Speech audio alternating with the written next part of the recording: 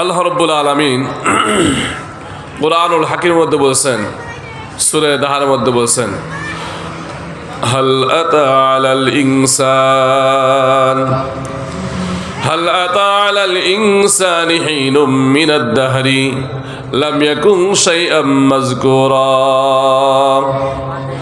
আল্লাহ রাব্বুল আলামিন জানাই দিচ্ছেন, হাল আতা আলাল ইনসান, হে মানব জাতি তোমরা শুনে রাখো, খেয়াল করো। হাল আতা আলাল ইনসান, হে মানব জাতি তোমাদের উপর অনেক সময় অতিবাহিত হয়ে গেছে, অনেক যুগের পর যুগ, বৎসরের পর বৎসর চলে গেছে।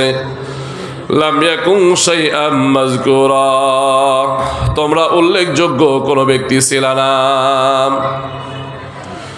যার যে বয়স, কারবা 30 বছর, কারবা 50 বছর, কারবা 60 বছর, যার যে বয়সে আছে না কেন, এই বয়সের আগে তার কোনো নামগন্ধ ছিল না।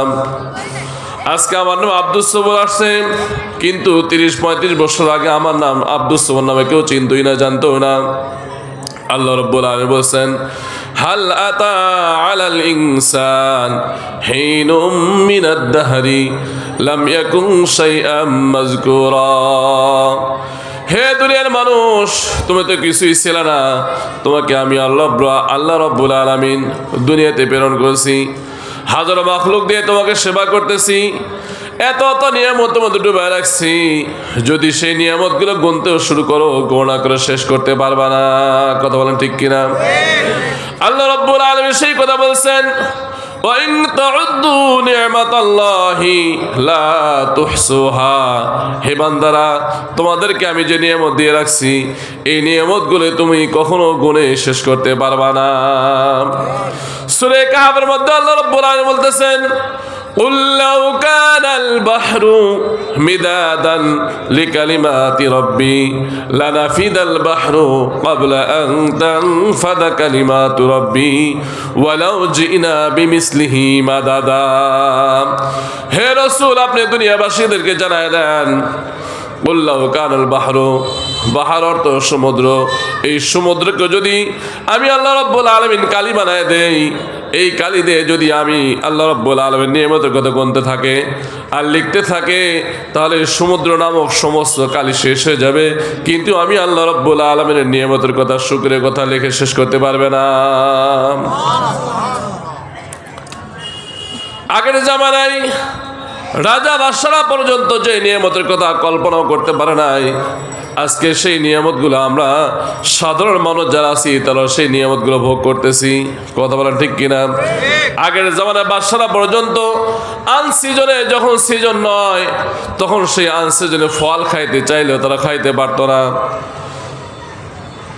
আনসিজন ফল তারা খাইতে পারতো না, মনের শখ মনে রয়ে যাইতো, কিন্তু সেই ফল খাইতে পারতো না। কিন্তু আমরা সাধারণ মানুষ, আমরা যদি এখন আনসিজনে ফল খেতে চাই, এখনো কিন্তু ফল পাওয়া যায়। দেশে যে ফল উৎপাদন হয় না, সেই ফলও যদি খেতে চাই, ওই চীন থেকে আমাদের দেশে আসতেছে, আরব থেকে, আমিরাত থেকে আসতেছে, বিভিন্ন দেশ থেকে আসতেছে, সবসময় আমরা ফল ফ্রুট পাইতেছি। কিন্তু আগের জামানায় বাদশারা পর্যন্ত এই সমস্ত কল্পনাই তারা করতে পারে নাই। এরকম অসংখ্য নিয়ামত আছে। আগের জামানায় বাদশারা দেখছেন, যারা মুরব্বীরা আছেন তারা হয়তো দেখছেন, আগের জামানায় বাদশারা, আগের জামানায় বড় বড় লোকেরা, তারা যখন বাতাস খাইতে চাইতেন তখন দুই পাশে এরকম বড় বড় হাত পাখাতে দাঁড়িয়ে থাকতো।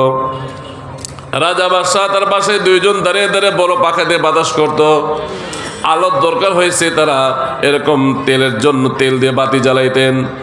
কিন্তু এখন যারা মুসি, যারা নাপি, যারা সুইপার, যারা সাধারণ মানুষ, তারাও কিন্তু আরামে তারা ঘুমাইতে পারতেছে। একটা সুইচ দিচ্ছে, গরমের সময় তাদের ঠান্ডা বাতাসের ব্যবস্থা হয়ে যাচ্ছে। এরকম অসংখ্য নিয়ামত আল্লাহ তা দিয়েছেন। কথা বলেন ঠিক কিনা? এরকম যদি আমরা গুনতে থাকি, অসংখ্য নিয়ামত গুনে শেষই করতে পারবো না। তো আল্লাহ রাব্বুল আলামিন বলতেছেন যে আমি আল্লাহ রাব্বুল আলামিন তোমাদেরকে এত নিয়ামত দিলাম, আমার ফয়সালা, আমার সিদ্ধান্ত হলো ওয়াকাযা রাব্বুকা আল্লা তা'বুদু ইল্লা ইয়্যা। হে দুনিয়াবাসী, আমি তোমাদেরকে যে অনেক নিয়ামত দিয়েছি, আমি তোমাদেরকে দুনিয়াতে পাঠাইছি, হাজারো নিয়ামতে তোমাদেরকে ভরপুর করে রাখছি, তুমি এ বান্দারা আমি আল্লাহ ছাড়া অন্য কারো তোমরা ইবাদত বন্দেগী করবা না। ইবাদত করতে হবে একমাত্র আল্লাহ তাআলার জন্য। যা কিছু করবে ইবাদত বন্দেগী যেটাই করবো আল্লাহর জন্যই করতে হবে। যদি দুনিয়ার জন্য করি, নিজের পদ মর্যাদার জন্য করি, তাহলে এটা কোনো লাভজনক হবে না, বরং ক্ষতি হবে। আপনারা জানেন হাদিসের মধ্যে আসছে আল্লাহ রাসূল সাল্লাল্লাহু আলাইহি সাল্লাম ফরমায়েছেন, কিয়ামতের কঠিন সময়ে 3 শ্রেণীর মানুষকে ডাকা হবে। প্রথমে 3 জন মানুষকে ডাকা হবে, তাদেরকে প্রশ্ন করা হবে। আল্লাহ রাব্বুল আলামিন বলবেন, হে বান্দা, তোমাকে আমি দুনিয়ায় তো অনেক অঢেল সম্পদের মালিক বানাই দিয়েছিলাম, হাজার হাজার কোটি টাকা সম্পদ দিয়েছিলাম, অর্থ সম্পদ দিয়েছিলাম, পদ মর্যাদা দিয়েছিলাম। এই টাকা পয়সা অর্থ করে দিয়ে তুমি কি কাজ করছো একটু বলো। তখন সে বলবে, আল্লাহ, দুনিয়ার এমন কোনো জায়গা ছিল না, এমন কোনো খাত ছিল না সেখানে দান করলে সওয়াব হবে না। সওয়াব হবে এমন কোনো খাত ছিল না যেখানে সওয়াব হইতো, ভালো কাজ হইতো, সেখানে আমি টাকা পয়সা দান করেছি। মসজিদ, মাদ্রাসা, মক্তব, এতিমাশয়ে তাদেরকে দান খয়রাত করেছি। আল্লাহ রাব্বুল আলামিন বলবেন, তুমি তো এই জন্যই করো নাই, আমার জন্য করো নাই, বরং যাতে লোকে তোমাকে দানবীর বলে এই জন্যই তো তুমি দান করেছিলাম, আমার জন্য করো নাই। কাজেই আমার দেওয়া নিয়ামত, এই দানের বিনিময়ে তুমি জান্নাতে যাইবা, এটা তোমার দ্বারা হবে না, তুমি জাহান্নামে চলে যাও, নাউজুবিল্লাহ। একজন আলেমকে জিজ্ঞাসা করা হবে, ডাকা হবে, হে ব্যক্তি, তোমাকে ইলম কালাম দিয়েছিলাম, কোরআনের শিক্ষা দিয়েছিলাম, মাসলা মাসাইল সব কিছু বুঝতেছিলা, কোরআন বুঝছো, আলেম হয়েছিলা, তুমি কি করেছো? তখন সে বলবে, হে আল্লাহ, আমি কোরআন শিখছি, মানুষকে শিখাইছি একমাত্র তোমার জন্যই। আল্লাহ রাব্বুল আলামিন বলবেন, না, তোমার তো অন্তর খবর জানি, তুমি তো আমার জন্য করো নাই, বরং দুনিয়াতে খ্যাতি কামার জন্য, সুনাম অর্জনের জন্য, অর্থ করে কামার জন্য তুমি আলেম হয়েছিলাম, তুমি বড় আলেম হয়েছিলা, যাতে লোকে তোমাকে বড় আলেম বলে, এই সুনামের জন্য হয়েছিলা। এই যে তো দুনিয়াতে হয়ে গেছে, আমার জন্য তো হয় নাই, এই জন্য তোমারও ফয়সালা হলো জাহান্নাম, নাউজুবিল্লাহ। ওইরকম ভাবে আর একজন শহীদকে ডাকা হবে, তাকে বলা হবে, ও শহীদ, তোমাকে এরকম বীর পাহলওয়ান বানাইছিলাম, শক্তির সামর্থ্য দিয়েছিলাম, তুমি কি করছো? সেই ব্যক্তি বলবে, হে আল্লাহ, তুমি শক্তির সামর্থ্য দিয়েছিলা, সাহস দিয়েছিলা, এরকম সাহস দিয়েছিলাম, আমি তোমার রাস্তায় যুদ্ধ করতে করতে শাহাদাত বরণ করেছি। আল্লাহ রাব্বুল আলামিন, আল্লাহু আলিমুম বিযাতিস সুদূর, আল্লাহ রাব্বুল আলামিন অন্তর খবর যেহেতু জানেন, আল্লাহ রাব্বুল আলামিন বলবেন, তুমি তো এই জন্য যুদ্ধ করছো যাতে তোমাকে বীর পাহলওয়ান বলে, বড় যোদ্ধা বলে, বীর সিপাহ সালার বলে, এই জন্য যুদ্ধ করেছিলা, সেটা তো দুনিয়াতে মানুষ তোমাকে বলেই ফেলছে। কাজে এর বিনিময়ে তুমি জান্নাতের আশা করো না, তোমার ফয়সালা হলো জাহান্নাম, নাউজুবিল্লাহ। আল্লাহ রাব্বুল আলামিন সেই কথা বলছেন, অকাদা রাব্বুকা আল্লা তা'বুদু ইল্লা ইয়াহু ওয়া বিল ওয়ালিদাইন। আল্লাহ রাব্বুল আলামিন বলতেছেন, আমার ফয়সালা হলো, তুমি দুনিয়াতে ছিলে না, তোমাকে পাঠাইছি, হাজারো মাখলুক দিয়ে তোমার সেবা করতেছি, এই জন্য তুমি, তোমার জন্য নির্দেশনা হলো একমাত্র ইবাদত করবা আমি আল্লাহর। কার জন্য ইবাদত বন্দি করতে হবে? আল্লাহর জন্য ইবাদত বন্দি করতে হবে। এখন এই যে সামনে নির্বাচন আসতেছে, অনেকে এখন ঘন ঘন কাবা ঘর জিয়ারত করে আসবে, তওয়াফ করে আসবে, ওমরা করে আসবে। কেন? যাতে আমি সামনে নির্বাচনে একটু ভোট বেশি পাই, সমর্থন বেশি পায়, মুসলিমরা যেন আমাকে ভালো মনে করে ভোট দিয়ে আমাকে আগায় নিতে পারে, যাতে আমি ক্ষমতায় যেতে পারি। তো এরকম যদি আমি ভোটের আশায় যদি ওমরা করে আসি, লক্ষ লক্ষ টাকা ফুরাইলেও, খরচ করলেও এর দ্বারা লাভ হবে না, আখিরাতে কিছুই পাওয়া যাবে না। তো যাই হোক, এই জন্য যে কোনো ইবাদত বন্দি করবো একমাত্র আল্লাহ তাআলার জন্যই করতে হবে। এরপর আল্লাহ রাব্বুল আলামিন বলতেছেন, ওয়াবিল ওয়ালিদাইনি ইহসানা। 2 নাম্বার হুকুম আর ফয়সালা হলো, সেটা হলো তোমরা তোমার পিতামাতার সাথে সদ্য ব্যবহার করবা, পিতামাতার সাথে ভালো ব্যবহার করবা, আচরণ করবা, তাদের সেবা করবা, খেদমত করবা। ওয়াবিল ওয়ালিদাইনি ইহসানা, পিতামাতার সাথে সদ্য ব্যবহার করবা। পিতামাতা যদি খারাপ হয়ে যায়, যদি মুশরিকা হয়ে যায়, যদি কাফের হয়ে যায়, তারপরও পিতামাতার সাথে খারাপ ব্যবহার করা যাবে না। আজকে দেখা যাচ্ছে আমরা যখন একটু শিক্ষিত হয়ে যাই, যুবক হয়ে যাই, বিবাহ শাদী করে যাই, তখনই আমাদের পিতামাতা আমাদের কাছে বেশি বেশি মনে হয়ে যায়। পিতামাতা বেশি বেশি লাগে, মনে হয় অতিরিক্ত ঝামেলা মনে হয়। অথচ আল্লাহ রব্বুল আলামিন তাদের মাধ্যম দিয়ে আমাকে দুনিয়াতে পাঠাইছে। তারা দুনিয়াতে আসার জন্য তারাই প্রধান মাধ্যম। আল্লাহ রব্বুল আলামিন তাদের মাধ্যমে পাঠাইছে। আল্লাহ রব্বুল আলামিন কোরআনের অন্য আয়াতের মধ্যে বলছেন, ওয়াসাইনাল ইনসানা বিওয়ালিদাইহি ইহসানা, ওয়াসাইনাল ইনসান, আমি মানুষদেরকে ওসিয়ত করতেছি তারা যেন পিতামাতার সাথে ভালো ব্যবহার করে। পিতামাতার সাথে যদি ভালো ব্যবহার করতে পারি, তাহলে তাদের মাধ্যমে আল্লাহ তাআলা সন্তুষ্ট হবেন, আর আল্লাহ রাব্বুল আলামিন এর বিনিময়ে জান্নাত নসিব করবেন। সুবহানাল্লাহ। হাদিসের মধ্যে আসছে, নবী করিম সাল্লাল্লাহু আলাইহি সাল্লাম বলেন, হাদিসের মধ্যে নবী করিম সাল্লাল্লাহু আলাইহি সাল্লাম বলেন, রিজার রাব্বি ফি রিজাল ওয়ালিদি ওয়া সাখাতির রাব্বি ফি সাখাতিল ওয়ালিদি। রিজার রাব্বি, আল্লাহ তাআলা সন্তুষ্ট হচ্ছে পিতামাতার সন্তুষ্টির মধ্যে, আর আল্লাহ তাআলা অসন্তুষ্ট হচ্ছে পিতামাতার অসন্তুষ্টির মধ্যে। যদি আল্লাহ রাব্বুল আলামিনকে সন্তুষ্ট করতে চাই, তাহলে প্রথমে পিতামাতাকে সন্তুষ্ট করতে হবে। আর যদি পিতামাতা অসন্তুষ্ট থাকে, তাহলে আমি যতই ইবাদত বন্দি করি, এরপরেও আল্লাহ রাব্বুল আলামিন সন্তুষ্ট হবেন না। কিতাবের মধ্যে আসছে, হাদিসের মধ্যে আসছে, নবী করিম সাল্লাল্লাহু আলাইহি সাল্লাম বর্ণনা করেন, বনে ইসরাইলের একজন ব্যক্তি ছিল, যার নাম ছিল জুরাইস। কি নাম? জুরাইস। বড় বুজুর্গ ছিলেন, বড় আল্লাহওয়ালা ছিলেন, খুব নামাজ কালাম পড়তেন। ওই সময় যে ইবাদত ছিল খুব ভালোভাবে করতেন, আল্লাহর ধ্যান করতেন। ওই সময় যতটুকু নামাজ ছিল ততটুকু আদায় ঠিক মতো করছেন। হযরতে জুরাইস রাহমাতুল্লাহি আলাইহি ইবাদত বন্দেগী অনেক করছেন, আল্লাহর অনেক প্রিয় ছিলেন, আল্লাহর অনেক প্রিয় ছিলেন। এলাকার থেকে নির্জন এলাকায় চলে গেছেন, নির্জন এলাকায় গেছেন যাতে বেশি ইবাদত বন্দেগী করতে পারি, দুনিয়ার যেন ঝামেলা আমার কাছে না আসে। এই জন্য নির্জন এলাকায় যে ঝুপড়ি বেঁধে ওখানে ইবাদত বন্দেগী করেন, ওখানে ইবাদত বন্দেগী করেন।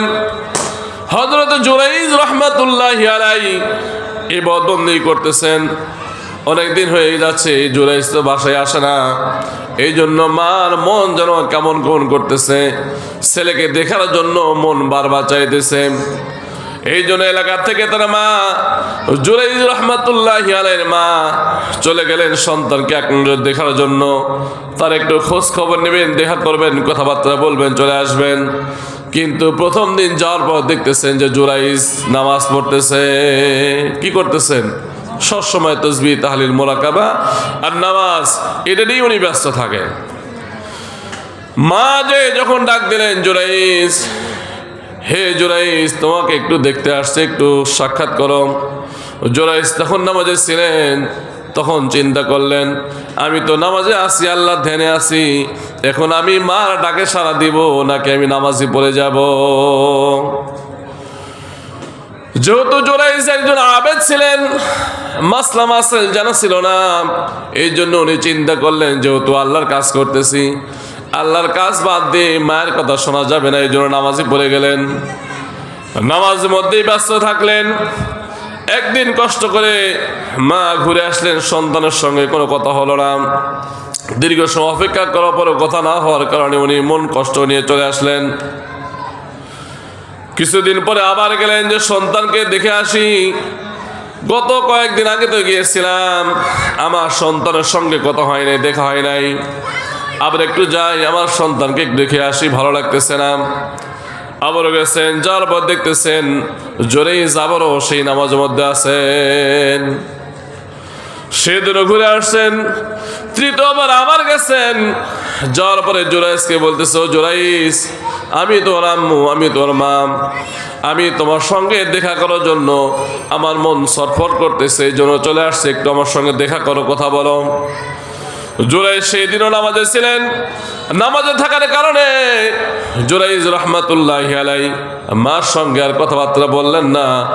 না বলার কারণে মা সেই দিন যখন যায় তখন মনের অজান্তেই হঠাৎ করে মুখ থেকে বদ্ধ চলে আসলো, ও জুরাইজ, তুমি আমার সঙ্গে কথা বললা না, আমার চেহারা দেখলা না, তুমি বেশ্যা মহিলার তুমি চেহারা দেখবা। মা তো চলে গেল। কিছুদিন পরে ওই জুরাইজি যেখানে বদবন্দি করে ওই এলাকার একজন মহিলা, সেই মহিলা বিবাহ শাদী হয় নাই, তার পেটেতে সন্তান জন্মগ্রহণ হয়েছে। এলাকার মধ্যে যখন হয়েছে শুরু হয়ে গেছে, কি ব্যাপার, তোমার বিবাহ শাদী হলো না, কেমনে তোমার সন্তান হইল বলো। তখন ওই মহিলা বলতেছে, ওই ঝুপড়ির মধ্যে যে জুরাইজ থাকে সেই আমার সঙ্গে মেলামেশা করার কারণে আমার পেট থেকে সন্তান হয়ে গেছে। লোকজন এই কথা শোনার পরে জুরাইজকে সবাই খুব ভালোবাসতো, শ্রদ্ধা করত, যেহেতু সে আল্লাহর প্রিয়, আল্লাহর ভক্ত। এই জন্য ভালো ভালো সুস্বাদু খাবার তৈরি করলে প্রথমকে জুরাইজকে দিয়ে আসতো, যেহেতু উনি আল্লাহ ধ্যানে আছেন, আল্লাহর প্রিয় বান্দা, এই জন্য তাকে দিয়ে আসতো, খুব মহাব্বতের ভালোবাসা রাখতো। কিন্তু এই কথা শোনার পরে যে জুরাইজ নাকি এই মহিলার সাথে অপকর্ম করে সন্তান হয়েছে, এই কথা শোনার পরে এলাকার মানুষ লাঠিসোঁটা নিয়ে ওই জঙ্গলে যাওয়ার পরে জুরাইজের ঝুপড়িটা ভেঙে দিছে এবং তাকেও ঝুপড়ি থেকে বের করে নিয়ে আসতেছে। জুরাইজ তো হতভম্ব হয়ে গেছে, কিছুই বুঝতেছে না, কি ব্যাপার, এলাকার মানুষ আমাকে খুব ভালোবাসে, মহাব্বত করে, শ্রদ্ধা করে, কিন্তু আজকে তারা উল্টা আমাকে লাঠি চার্জ করতেছে, আর কারণটা কি? তখন বলতেছে, আপনারা আমার সঙ্গে এরকম আচরণ কেন করতেছে একটু বলেন। তখন এলাকার মানুষ বলতেছে, কি ব্যাপার, তুমি কি জানো না এই যে অবৈধ সন্তান তার তো জন্মদাতা তুমি তো তার জন্মদাতা, তোমাকে আমরা এত ভালোবাসি, এত মহাব্বত করি, সবসময় তোমার জন্য এরকম উপহার উপঢৌকন, খাদ্য দ্রব্য, ভালো ভালো খানাপিনা তোমার কাছে পাঠিয়ে দিচ্ছি, আর তুমি ঝুপড়ি বসে বসে সুফির নামে বসে থেকে তুমি অপকর্ম আর অন্যায় কাজ জেনাবা বিষয়ে লিপ্ত হয়ে থাকবা, এটা তো হতে পারে না। কাজী তোমার এই সুফিকের দরকারে তুমি এলাকায় চলে যাও।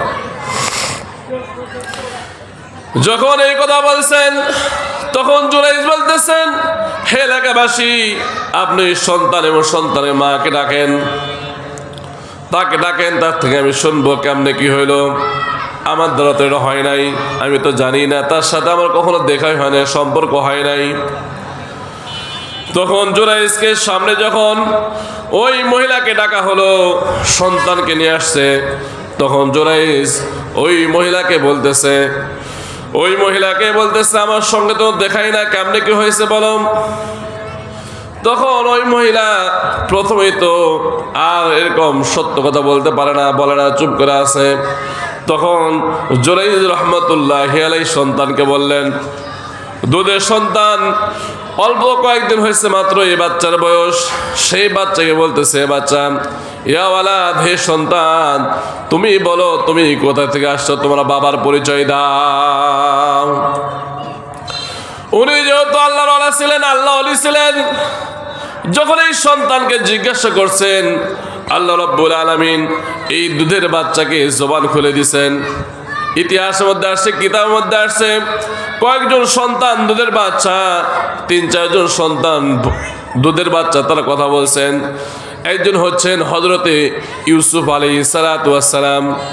ইউসুফ আলাইহিস সালাতু ওয়াস সালামের সম্পর্কে যখন অপবাদ দেওয়া হয়েছিল যে জুলাইখার সঙ্গে সে অপকর্ম করছে, ওই সময় তার পবিত্রতা বর্ণনা করার জন্য ওই বাড়িতে কাজের মেয়ের একটা বাচ্চা ছিল, দুধের বাচ্চা।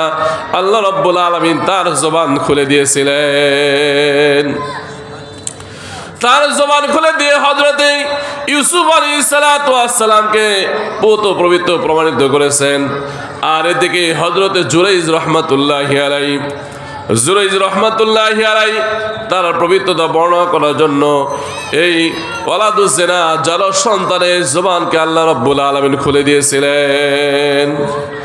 এই সন্তান তখন বলতেছে, হে জুরাইজ, আমি হচ্ছি আমার মা অমুক রাখালের সঙ্গে মেলামেশা করে অপকর্ম করে আমাকে ভূমিষ্ঠ করেছে, আমাকে ভূমিষ্ঠ করছে একজন রাখালের সাথে অপকর্ম জেনাবা বিচার করে আমি দুনিয়াতে আসছি। জুরাইজ রহমতুল্লাহি আলাইহি পুত পবিত্র প্রমাণিত হয়ে গেলেন। এলাকা মানুষ লজ্জিত হয়ে গেল, কি করলাম, কি হয়ে গেল। তখন তারা তার কাছে মাপ চাইতেছে এবং বলতেছে, জুরাইজ, আপনার এরকম সুপ্রি করে থাকা লাগবে না, আপনার জন্য আমরা স্বর্ণ আর ইট দিয়ে আমরা সুন্দর করে ইবাদতের ঘর বানায় দিব, এখানে থেকে আপনি ইবাদত বন্দি করবেন।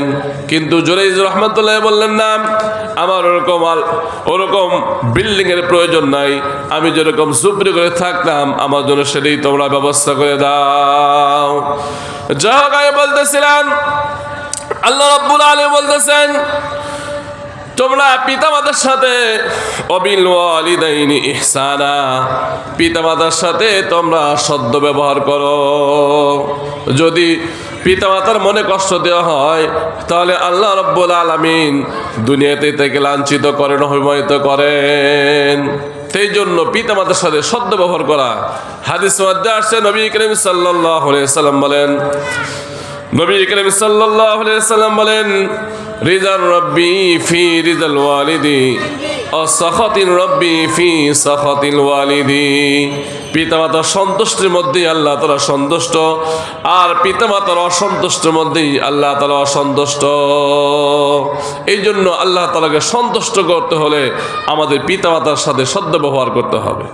পিতামাতাকে যদি আমরা সম্মান শ্রদ্ধা করি তাহলে আমরাও যখন পিতামাতা হয়ে যাব তখন আমরাও সম্মান শ্রদ্ধা পাবো।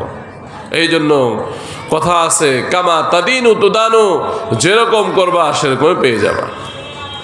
একটা ঘটনা শুনছিলাম, একজন সন্তান এক সময় তার বাবাকে কোন একটা বিষয় নিয়ে তাকে তাড়া করছেন। বাবা ছেলে অনেক সময় ঝগড়া হয়, ঝামেলা হয়, যে কোনো একটা বিষয় নিয়ে ঝামেলা হয়েছে। এই ঝামেলার জন্য, দ্বন্দ্বের জন্য, কেসালের জন্য সন্তান একটা লাঠি নিয়ে তার বাবাকে তাড়া করেছে, ধাওয়া করছে, আক্রমণ করছে। অনেক দূর গিয়েছে সন্তান, তার বাবাকে ধাওয়া করে নিয়ে গেছে।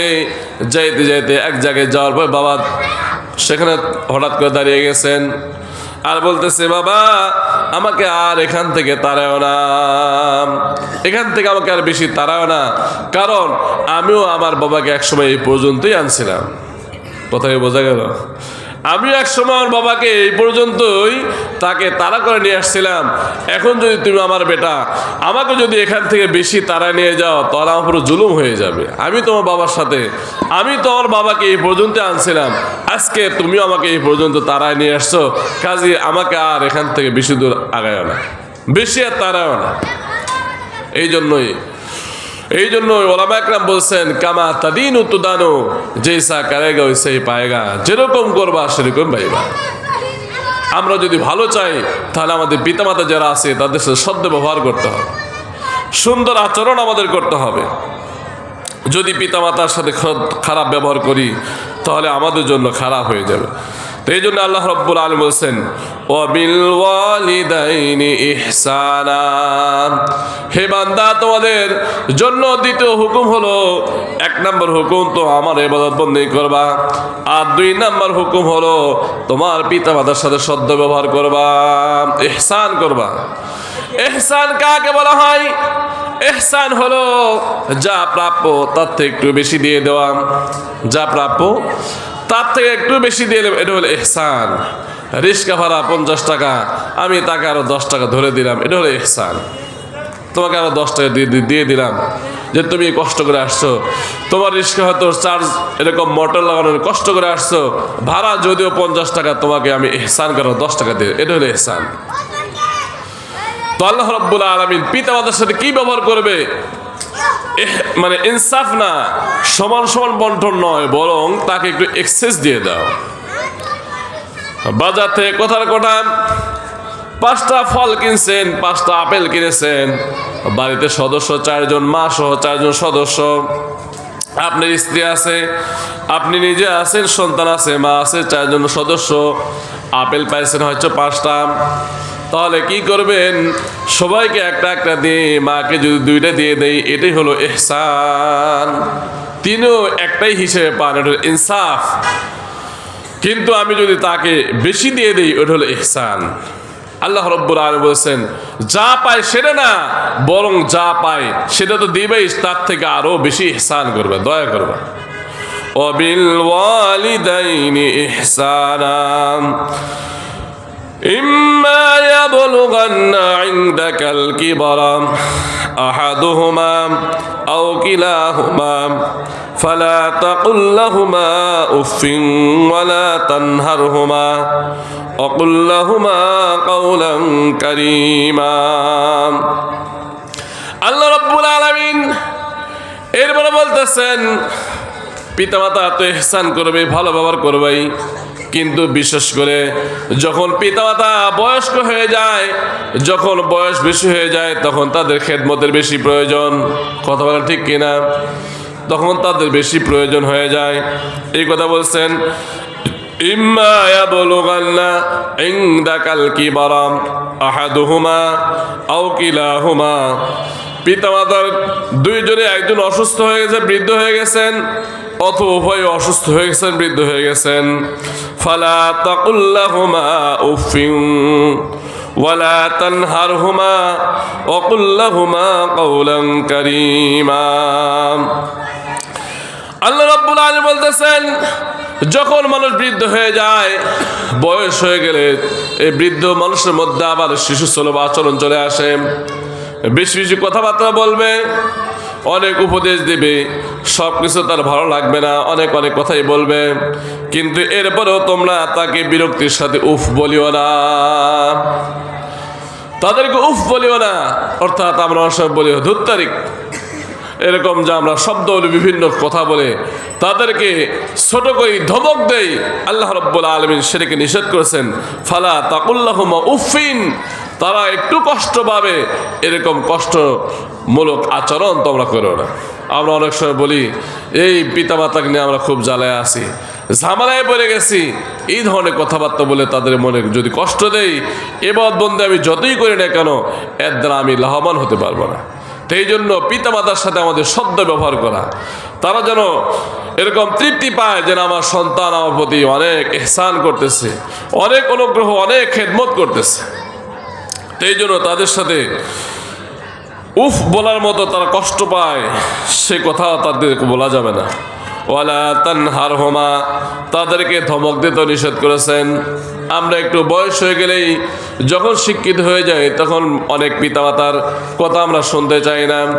তারা তাদের আদেশ দিলে, তারা কোনো পরামর্শ দিলে, সেটা আমরা কোনো পরোয়াই করি না।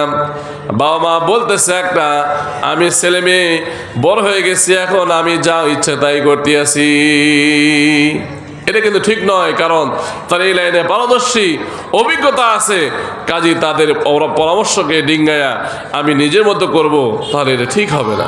এই জন্য তাদেরকে ধমক দেওয়া, তাদেরকে কষ্ট দেওয়া, এটা আমাদের কখনো ঠিক হবে না। ওয়াকুল লাহুমা কাওলান কারীমা, এবং তাদের সাথে কথাবার্তা বলবো খুব কারীমতার সম্মান নিয়ে, সম্মানের সাথে সম্মান, সুযোগ তাদের সাথে সম্মান দিয়ে কথাবার্তা বলতে হবে। পিতামাতাকে সম্মান দিয়ে আমরা যদি কথাবার্তা বলি, তাহলে আমাদের পিতামাতা যখন সন্তুষ্ট থাকবেন, আল্লাহ রাব্বুল আলামিন তারাও আমাদের প্রতি সন্তুষ্ট থাকবেন। এই জন্য পিতামাতার সন্তুষ্ট রাখতে হবে। এবং আল্লাহ রাব্বুল আলামিন বলছেন, আখফিজ লাহুমা জানাহাজ যুল্লি মিনার রাহমাতি ওয়াকুর রাব্বিরহামহুমা কামা রাব্বায়ানি সগীরা। আল্লাহ রাব্বুল আলামিন বলতেছেন, আখফিজ লাহুমা জানাহাজ যুল্লি মিনার রাহমা, আখফিজ, তাদেরকে আপন করে রাখো, জানাহাজ যুল্লি, তোমার রহমতের ডানা দিয়ে। যেরকম ভাবে মুরগি তারা বাচ্চাগুলোকে বৃষ্টির সময়, ঠান্ডার সময়, বাতাসের সময় এরকম পাখা দিয়ে বাচ্চাগুলোকে কাছে রেখে দেয়। এরকম কাকার চিল আসলে তাদের আক্রমণ থেকে বাঁচানোর জন্য মুরগির মা বাচ্চাগুলোকে ডেকে নিয়ে তাদের পাখার নিচে রাখে। ঠিক ওরকম ভাবে সন্তানদেরকে বলছেন, তোমরা পিতামাতার কেমনে খেদমত করবা, তোমরা এমন খেদমত করবা নিজেও সেবা করবা, তোমার স্ত্রী দেয়া তাদের সেবা করে নিবা, তোমার সন্তান দিয়ে তাদের মাধ্যম দিয়ে তাদের সেবা করে তাদেরকে এরকম বিপদ আপদ থেকে রক্ষা করবা। যদি আমরা পিতামাতার সাথে যদি ভালো ব্যবহার করি তাহলে কি লাভ হবে? আপনারা জানেন হযরতে বাইজিদ বুস্তামি রহমাতুল্লাহি আলাইহি, হযরতে বাইজিদ বুস্তামি রহমাতুল্লাহি আলাইহি উনি এক রাত্রি বেলায় তার মা হযরতে বাইজিদ বুস্তামি রহমাতুল্লাহি আলাইহিকে ডেকে বলতেছেন, বাবা আমার একটু পানি পিপাসা লাগছে, তুমি একটু পানি পান করাতে পারবা কিনা? পানি পান করাতে পারবে কিনা? বাইজিদ বুস্তামি রহমাতুল্লাহি আলাইহি তখন তো সেরকম পানি পাওয়া অত সহজ ছিল না। এখন যেরকম ঘরে ঘরে আমাদের ট্যাপ আছে, পানির ব্যবস্থা আছে, কিন্তু ওই সেই 1400-1300-1400 বছর আগে পানির সেরকম সুব্যবস্থা ছিল না। চাইলেই যে পানি পাবে সেরকম ব্যবস্থা ছিল না। তো বাইজিদ বুস্তামি রহমাতুল্লাহি আলাইহি মার পানি পান করানোর জন্য যখন ঘর থেকে বের হয়ে গেছেন, পানি সংগ্রহ করে নিয়ে আসছেন, আনার পর দেখতেছেন তার মা আবার ঘুমিয়ে পড়ছে। মা আবার ঘুমিয়ে পড়ছেন। সারারাত্রি শীতের বেলায়, শীতের সময় সারা রাত পানি নিয়ে এসে যখন তার শিয়রে দাঁড়িয়ে রয়েছেন, সকালবেলা যখন সুবে সাদিক হয়ে গেছে, যখন শেষ রাত্রি হয়ে গেছে, তখন মা জাগ্রত হয়ে বলতেছেন, বাবা তুমি সারা রাত তুমি দাঁড়িয়ে আছো, তুমি কি ঘুমাও নাই? বলতেছে, মা আপনি তো আমার থেকে পানি পান করতে চেয়েছিলেন, এই পানি আনতে যে পানি আনার পরে দেখতেছে আপনি ঘুমিয়ে পড়ছেন, যদি আপনাকে ডাক দিই তাহলে আপনার ঘুম ভেঙে যাবে, কষ্ট হবে, সেই জন্য আমি আপনাকে ডাকও দেই নাই।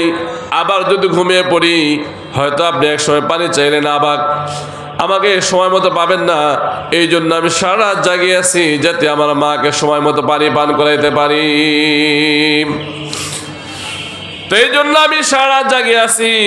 হযরতে বাইজিদ বুস্তামি রহমাতুল্লাহি আলাইহির খেদমতে মা সন্তুষ্ট হয়ে রাত্রিবেলায় শেষ রাতে তাহাজ্জুদ নামাজ পড়ে দোয়া করছেন, হে আল্লাহ রাব্বুল আলামিন আমার বাইজিদকে তুমি সুলতানুল আরিফিন বানায় দিও। বলুন সুবহানাল্লাহ। মা যখন দোয়া করছেন সাথে সাথে দোয়া কবুল হয়ে যে আল্লাহ রাব্বুল আলামিন কবুল করে নি বাইজিদ বুস্তামিকে সুলতানুল আরিফিন বানায় দিয়ে দুনিয়ার মধ্যে যুগ শ্রেষ্ঠ বুজুর্গ বানায় দিয়েছিলেন। এই জন্য হাদিসের মধ্যে আসছে তিন শ্রেণী মানুষের দোয়া আল্লাহ রাব্বুল আলামিন ফেরত দেন না। এক নম্বর হলো দাওয়াতুল মুসাফির। মুসাফির ব্যক্তি যদি মুসাফির ব্যক্তি যদি দোয়া করে আল্লাহ তাআলা ফেরত দেন না। দুই নম্বর হলো দাওয়াতুল ওয়ালিদি, পিতামাতা যদি দোয়া করে পক্ষে হোক বিপক্ষে হোক যেটাই বলুন না কেন আল্লাহ রাব্বুল আলামিন সেটাই কবুল করে নেন। এবং তিন নম্বর হলো মাজলুম ব্যক্তির দোয়া আল্লাহ তাআলা কবুল করে নেন। এই জন্য পিতামাতার দোয়া আমাদের নিতে হলে তাদের বেশি বেশি সেবা করতে হবে। আর এই যে পিতামাতার সেবা, আজকে অনেক অভিযোগ যে আমরা পিতামাতার সেবা করি না, আমাদের সন্তানরা পিতামাতার খেদমত করে না, সেবা করে না। এদের জন্য দায়ী যে শুধু সন্তান এরকম না, বরং যারা আমরা অভিভাবক আছি আমরাও দায়ী আছি। আমরাও কি আছি? দায়ী আছি। কারণ আমার সন্তানকে যদি সে শিক্ষা না দেয় সে কেমনে কি করবে? আমার সন্তানকে যদি সেই শিক্ষা না দেই তাহলে সে কেমনে বুঝবে পিতামাতার খেদমত করতে হয় এমনি পিতামাতার মনে কষ্ট দেওয়া যাবে না। এই শিক্ষা যদি আমরা সন্তানদেরকে না দেই তাহলে আমাদের কেমনে সেবা করবে? এই জন্য সন্তানদেরকে সেই শিক্ষা দেওয়ার জন্য দ্বীনি শিক্ষা খুবই প্রয়োজন। যদি দ্বীনের শিক্ষা দেওয়া হয় তাহলে কখনো এই সন্তান, যা আমাদের কোরআনের শিক্ষা আছে, রাসূলের হাদিসের শিক্ষা আছে, সে কখনো চিন্তা করবে না যে আমার বাবা বৃদ্ধ হয়ে গেছে, সবসময় ওষুধ লাগে, এরকম বিভিন্ন ঝামেলা করে বিছানায় পড়ে গেছে, তাহলে বৃদ্ধাশ্রমে রেখে আসি, অথবা এরকম রেল লাইনের রাস্তায় অথবা দূরের কোনো রাস্তায় কোনো জঙ্গল রেখে আসি, এরকম চিন্তা করবে না। যদি ইসলামী শিক্ষা না থাকে তাহলেই আমাদের এরকম কপালে দুঃখ নেমে আসে। আমরা অনেক সময় পত্রপত্রিকা ইউটিউবে দেখি যে গাড়ির থেকে সুন্দর করে এরকম গাড়িতে রাত্রিবেলায় তার বৃদ্ধ মাকে রাস্তার কর্নারে ফেলে যাচ্ছে, জঙ্গলের মধ্যে রেখে যাচ্ছে জীবিত। সব ঠিক আছে, এরপরও বাসায় গ্যাঞ্জাম হয়, ঝামেলা হয়, সেবা করার লোক নাই, সেবা করার ঝামেলা মনে করে বাপ মা যার মাধ্যমে দুনিয়াতে আসছে আদর যত্ন করে তাকে লালন পালন করে বড় করছে, চাকরির ব্যবস্থা করে দিছে, তারা এই সন্তানগুলো বড় হয়ে তার পিতামাতাকে বিভিন্ন জায়গায় রেখে আসতেছে। কেউ বৃদ্ধাশ্রমে, কেউ রাস্তার পাশে, কেউ জঙ্গলের মধ্যে রেখে আসতেছে। এটা কেন রেখে আসতেছে? তাদের মধ্যে ইসলামী শিক্ষা নাই। এই জন্য যদি আমরা ভালো থাকতে চাই, যদি সন্তানের খেদমত নিতে চাই, তাহলে আমাদের সন্তানদেরকে ইসলামী শিক্ষায় সুশিক্ষায় শিক্ষিত করতে হবে। আল্লাহ রাব্বুল আলামিন আল্লাহ রাব্বুল আলামিন আমাদেরকে সুশিক্ষায় শিক্ষিত হয়ে, কোরআনী শিক্ষায় শিক্ষিত হয়ে পিতামাতার খেদমত করে আল্লাহ তাআলার সন্তুষ্ট নিয়ে আখিরাতে জান্নাতে যাওয়া তৌফিক দান করুক। আমিন ওয়া আখিরু দাওয়ানা আলহামদুলিল্লাহি রাব্বিল আলামিন। আমি ছোট মানুষ, যতক্ষণ কথাবার্তা বলছি যদি ভুল হয়ে থাকে প্রথমে আল্লাহর কাছে মাপ চেয়ে নিচ্ছি, এরপর আপনাদের কাছে মাপ চাই এবং দোয়া চাই আল্লাহ রাব্বুল আলামিন যেন আমাকে কোরআনের একজন খাদেম হিসেবে কবুল ও মঞ্জুর করে নেন। আসসালামু আলাইকুম।